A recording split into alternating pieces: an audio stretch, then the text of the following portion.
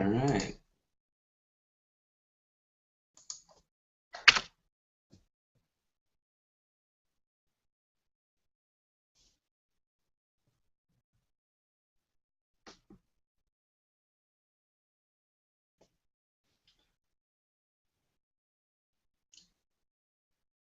Hello.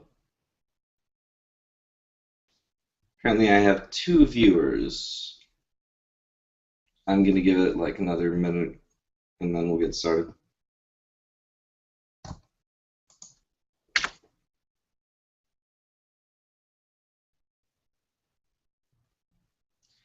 need to readjust the camera.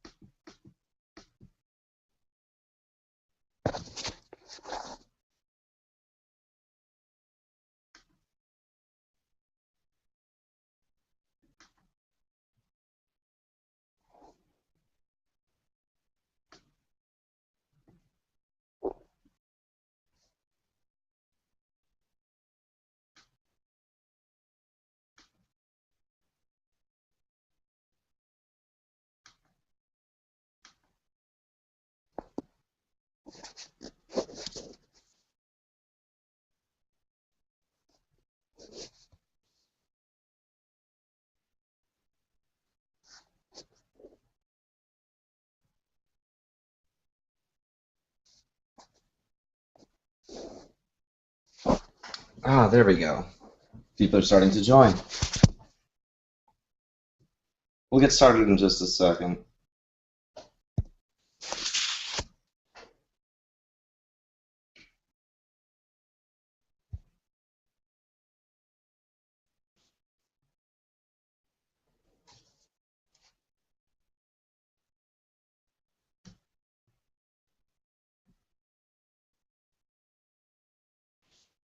Okay, well, I'm hoping that the presentation will be visible.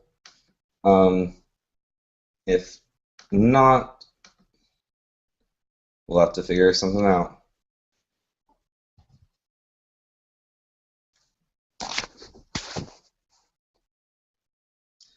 Time to figure something out.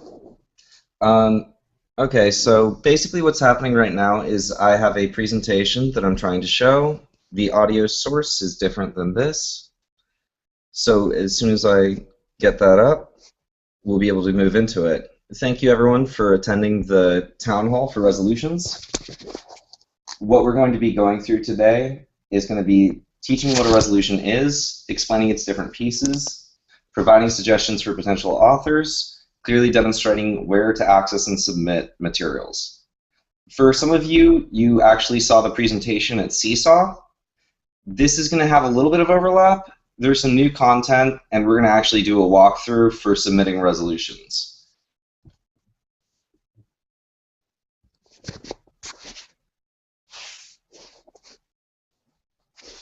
Okay, so for those of you that are watching on YouTube, the alternative I'm going to do is just post the presentations on the YouTube page. So you're going to be able to see it if you refresh. Under comments, it should appear momentarily.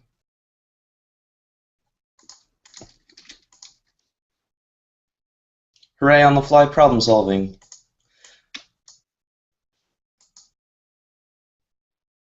Now again, I do want to apologize. This is not going to be the most smooth run through, but it's a thing that I want to start doing is to do video broadcasts for students on it. Okay, in the comments session.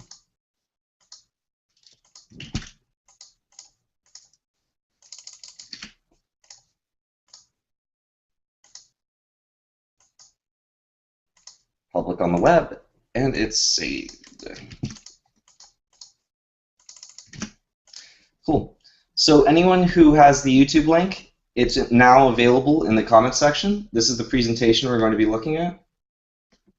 So I'll clearly indicate what slide we're on.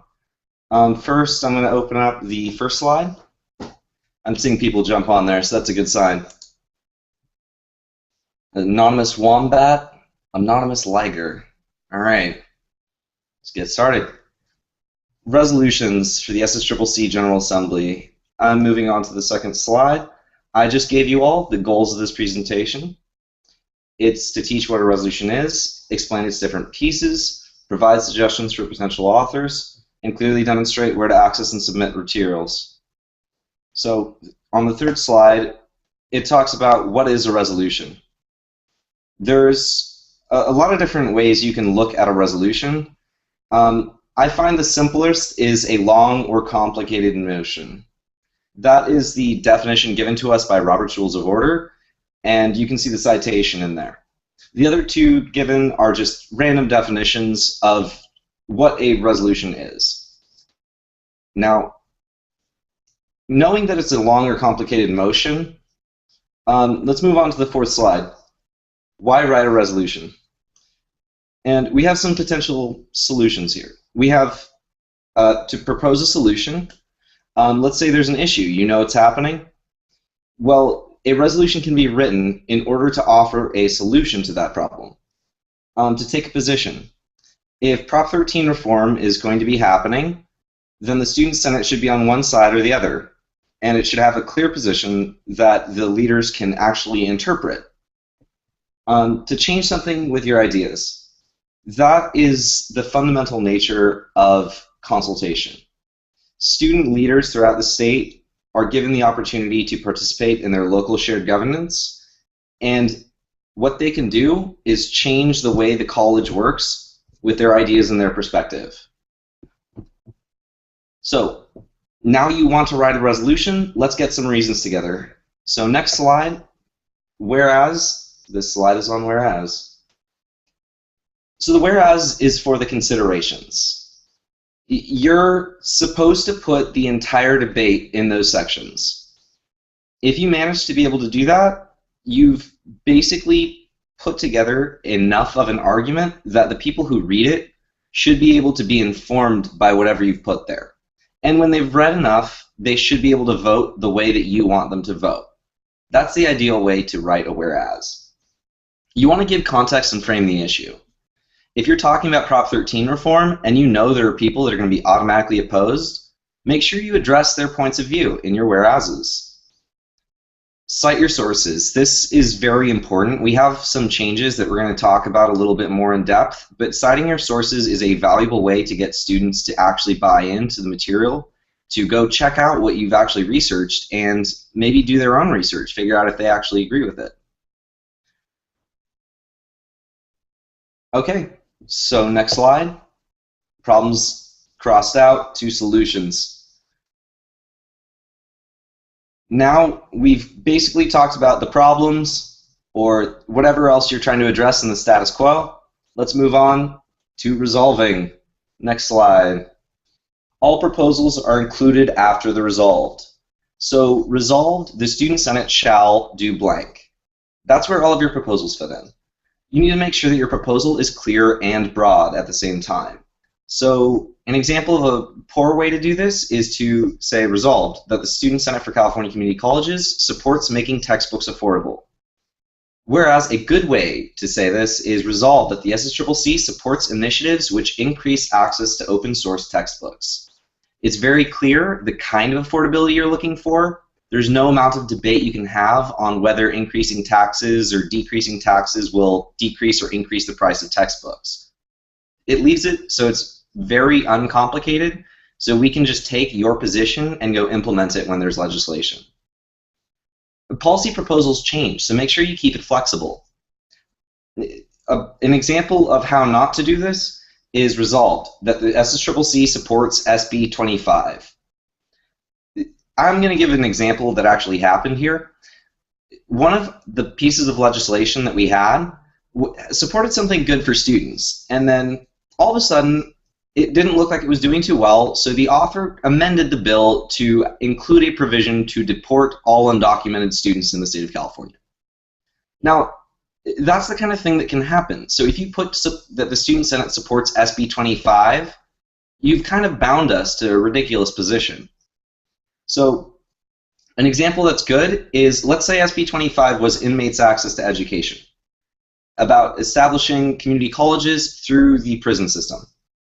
Well, a good example is resolve that the SSCCC supports inmates' access to education.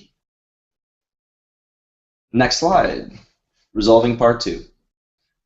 Refining the language and actions by testing potential scenarios is really important. It's honestly, I'm the kind of person that gets started on a paper like the day before it's due. It's a very bad habit if you're about to submit a proposal that 113 fellow community college students are going to critique. So when you're trying to do a resolution, just make sure you test it. If it passes your own tests, maybe it'll pass the 113 other people that are supposed to look at it.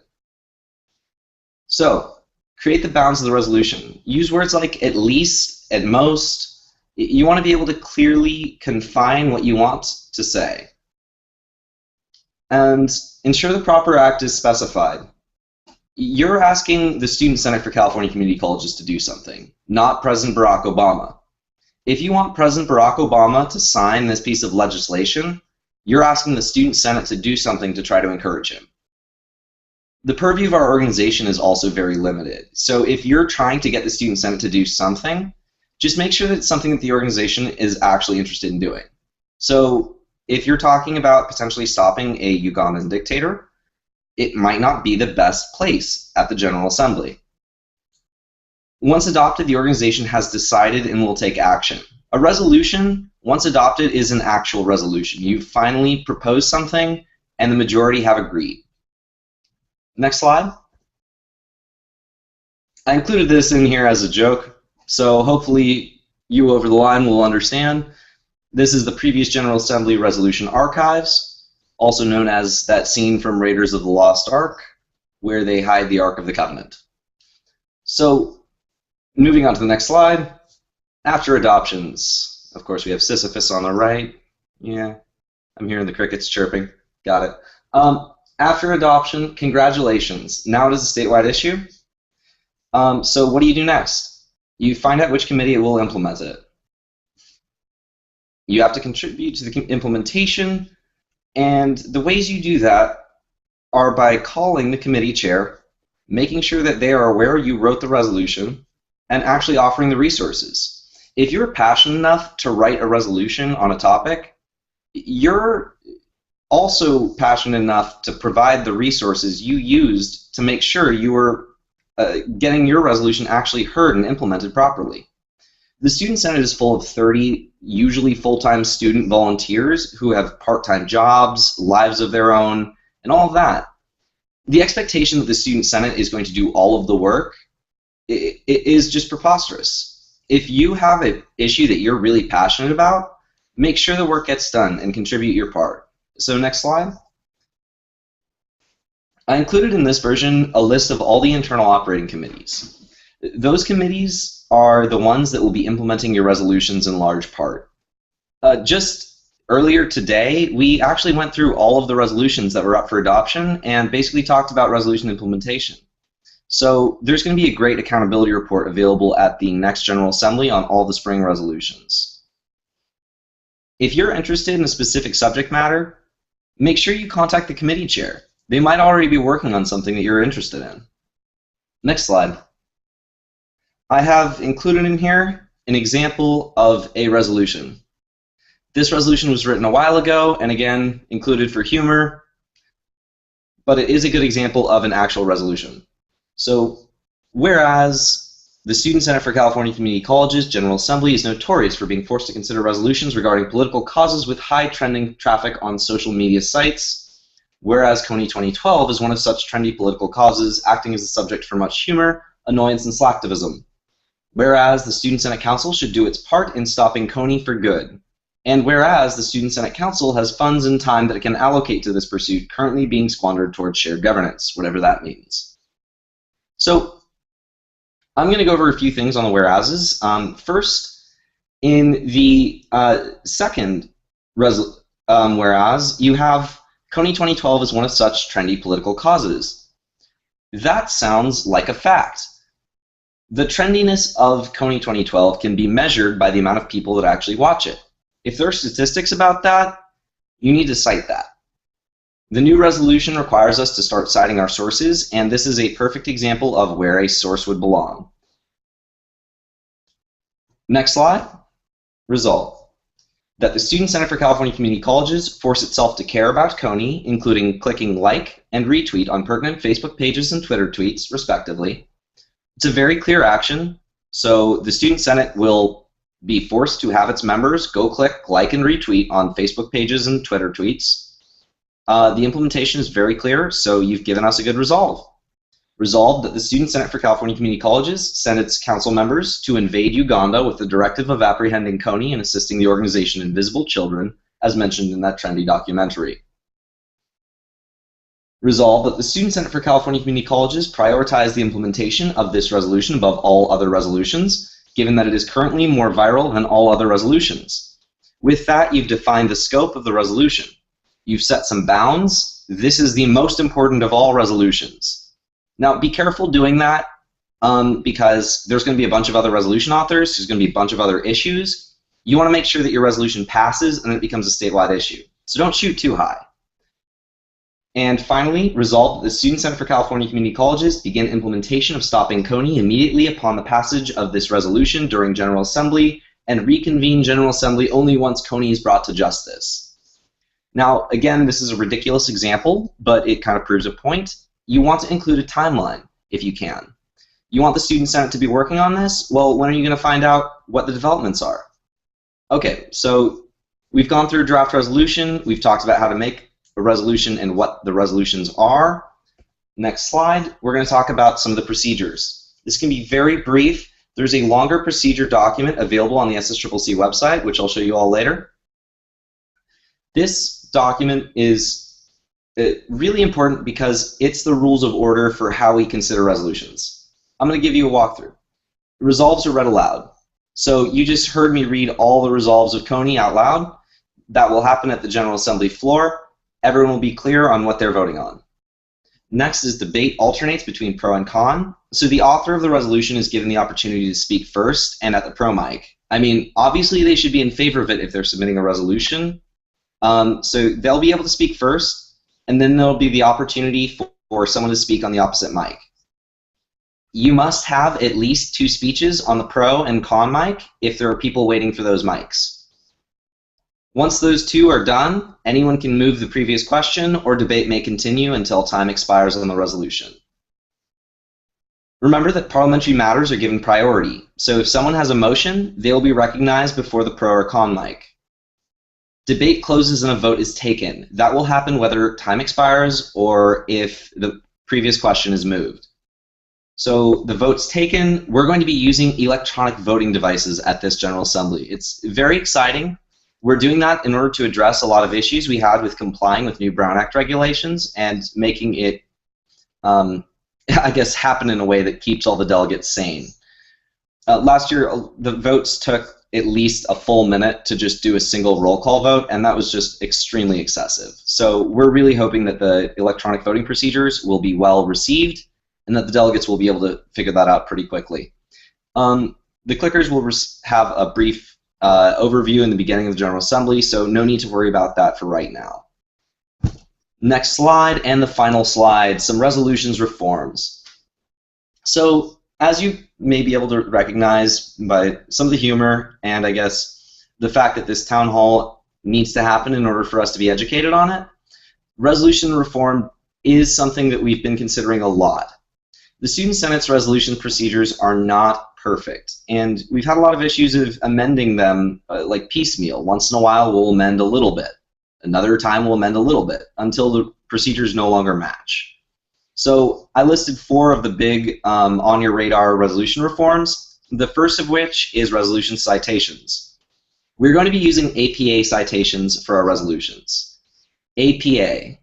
That is a research format for citing your documents, and it's a great way for you to basically source your research. And this resolution to reform it was adopted at our last General Assembly. This is the first General Assembly where you're going to be seeing resolutions potentially marked out of order if they don't have the resolutions cited properly. Next is going to be region and council-sponsored priority. Region-sponsored priority, I'm going to go through first, is each region is given the opportunity to forward 3 resolutions with their region's name on it. Those resolutions will go to the top of the stack of all the resolutions. The idea behind this is that more students in that region care about a single issue. The regular resolution submission process allows ASOs to submit any resolution they want. Well, how do we order those resolutions? In the past, we've just heard resolutions on the basis of topics, so we'd go through each topic and hear one resolution on each topic. The new procedures are going to make it so that we listen to region and council-sponsored resolutions first. So more people have heard the resolution before it gets to the floor at General Assembly. The second one that I didn't actually mention in great depth is the council-sponsored priority. The Student Senate Council has the authority to forward 5 resolutions total. We set a cap on ourselves so that we didn't look like we're just trying to impose regulations on regions. And the Student Senate has picked the 4 of the 5 resolutions it's going to be forwarding, the 5th of which has been referred to the Student Senate's Executive Committee. So they'll be forwarding a 5th resolution, hopefully, before the resolution's deadline. Again, all of those resolutions are going to the very top of the stack, and they'll be heard before the Everyday Delegates resolution. Next, the next 2 reforms are 2 reforms that have not yet been implemented. So, annual focus. This is an idea that came out of the strategic plan. The Student Senate adopted a strategic plan in order to give it some long-term vision for the organization. And I believe this suggestion was based on some of the successes that happened at, the UCSA Congress. Yes, that's it, UCSA Congress. They spend their Congress picking campaigns.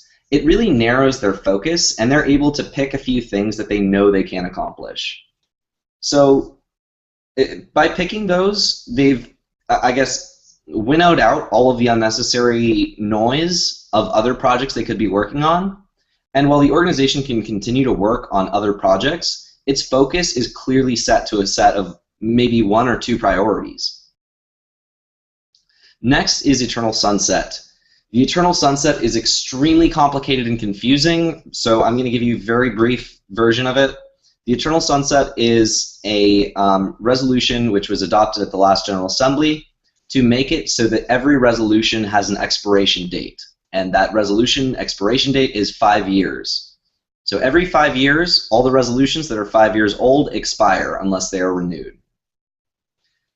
The Eternal Sunset has been delayed due to the large amount of changes that need to happen in order for it to be effectively implemented. So the hope is that we'll have Eternal Sunset completely implemented so that experienced delegates who are coming to the second General Assembly of their year at spring will be well prepared enough to actually introduce resolutions that might otherwise expire.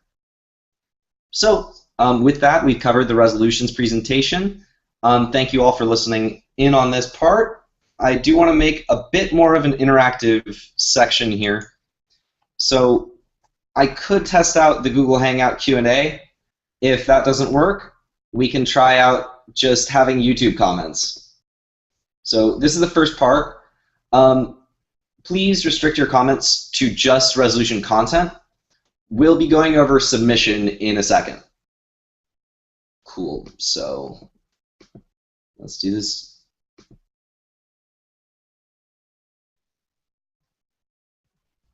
Oh, and this feature is disabled. That's inconvenient. So anyone who wants to ask a question and get an answer, please comment on the YouTube video. The link has been provided if you are watching this. So if you comment in the comment section, I'll get to your comment and try to get you a response.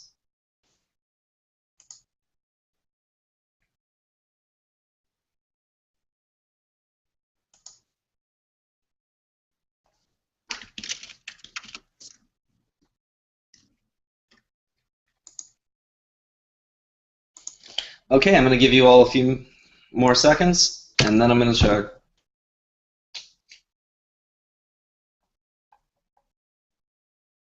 Cool. All right, well, it doesn't seem like we have any questions on that segment. If you have any other questions and I just missed you, don't worry about it. We'll be able to get to them around the end. So, again, I'm sorry that the video is not working on this. Tried to test this as best as possible. But we have a second section that we can go to.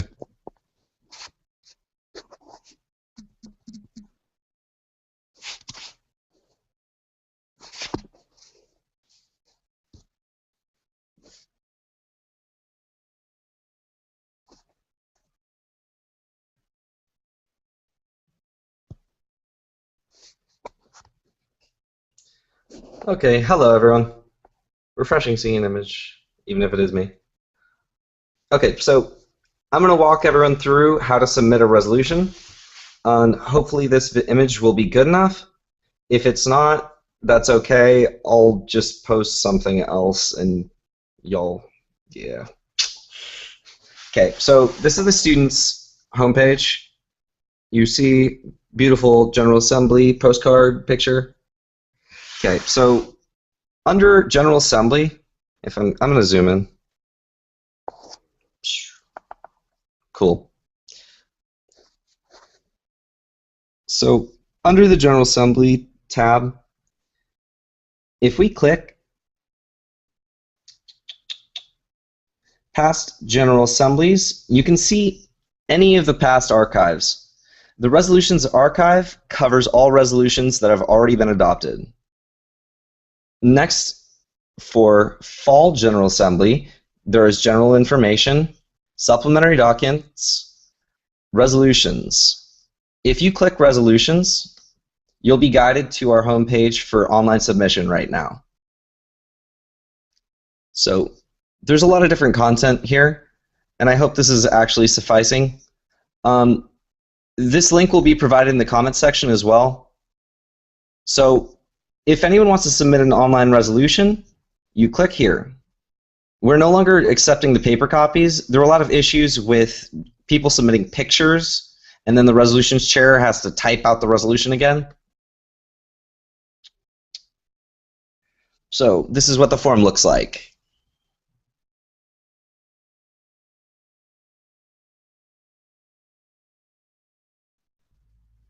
So you type in the title of the resolution, the author of the resolution. Now make sure that the author is the person who is writing it. If you're going to write it as a region or the students in a council, you need to put that so that we know who's sending it in. And you can put a resolution topic. We have a bunch of different resolutions topics. It helps us sort the resolutions for implementation. Now, you go on to continue, and this is going to be the way that the whereases and the resolves looked. So if you want to submit a resolution and you've got a word processor, just make sure you post the various whereas sections into here and citations. We have a citation section along with a Purdue OWL link. Now the resolves.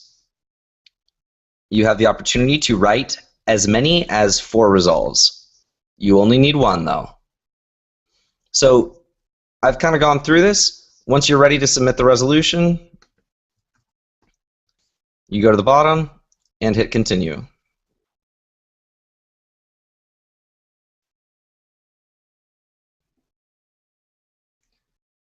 Now, who are you submitting the resolution on behalf of? We ask this twice. It's because it's had a lot of issues. So please just bear with us. We're trying a whole bunch of new processes to try to make life easier for everyone. And minutes. If you're a region, you need to do that. Press a date, and who is the full name of the person? I'm going to make my region chair that person. Sorry, Cottrell. We now have a recommendation for which committee you want to assign it to. I want communications to work on it. So you hit submit. And it gives you a nice reminder and a notice that your resolution has been submitted. So sorry about the imagery, all. No future town hall will be this crummy in quality, but I hope you guys all learned something. And if you have any questions, comments, concerns, please feel free to post it in the comments section, and I'll try to get to that before we end this hangout.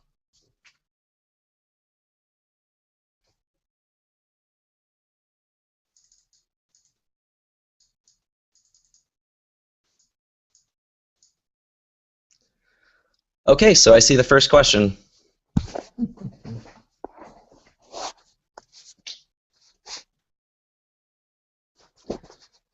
If I'm including an organization that I want the SSCCC to collaborate with, should I cite that organization in APA format using their website as a citation? I'm going to say that's a good thing. I mean, the more resources you can give to students that are going to be voting on your resolution, the better. So if you're trying to have the SSCCC collaborate with an organization, rather than having a random student just Google the organization, you might want to provide their website. Especially in our community college system where there's like a billion SS and 3C organizations, us being one of them. So definitely try to cite the organization and provide a link to the website.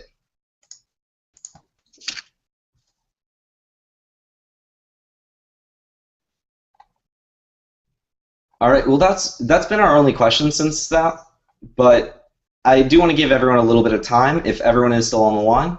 So anyone who is on the line and is still typing their question, please take your time. Anyone who's already done, have other things to do, feel free to leave. And thank you very much for everyone that actually did tune in and is about to leave.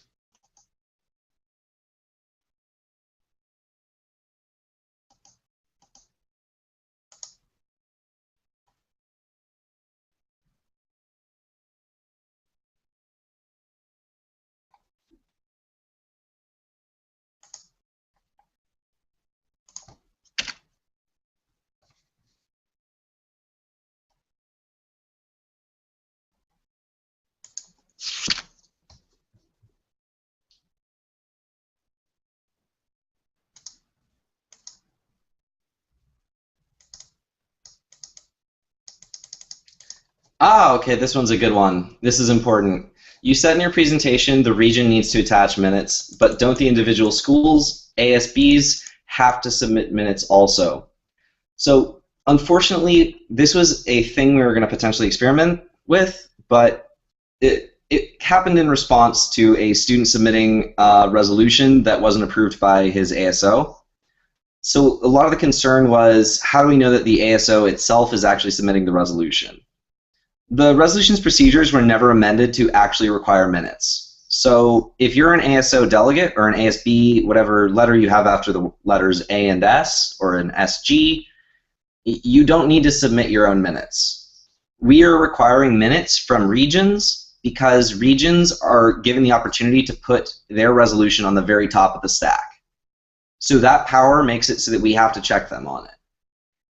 Individual schools, you do not need to submit minutes. We are only asking for the delegate's approval. If we find out that a delegate did not approve and a delegate's name has been signed on to something, then we're going to have an issue with that. But we'll have to deal with that once the packet comes out and not before it. It was also a bit too burdensome for us to actually request that ASOs submit minutes. So I did want to clarify that because there's been a lot of mixed information out there. And thank you very much to Tammy for asking that question. Cool.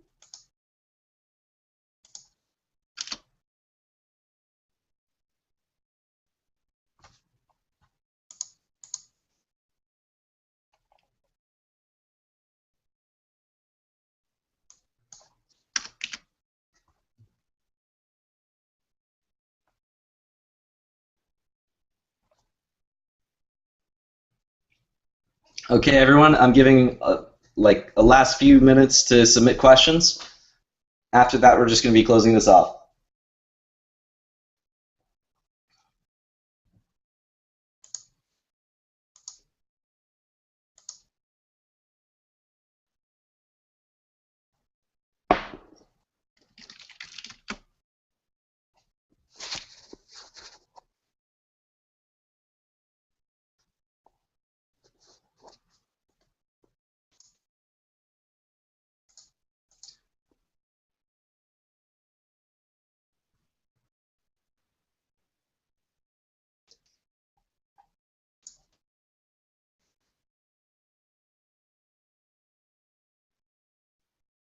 All right, I got one more.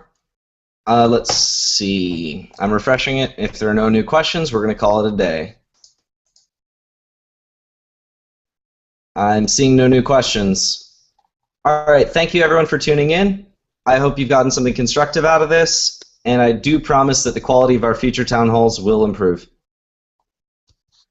Have a happy Sunday. Good luck getting all your homework done, and hopefully I'll see you all soon. Bye.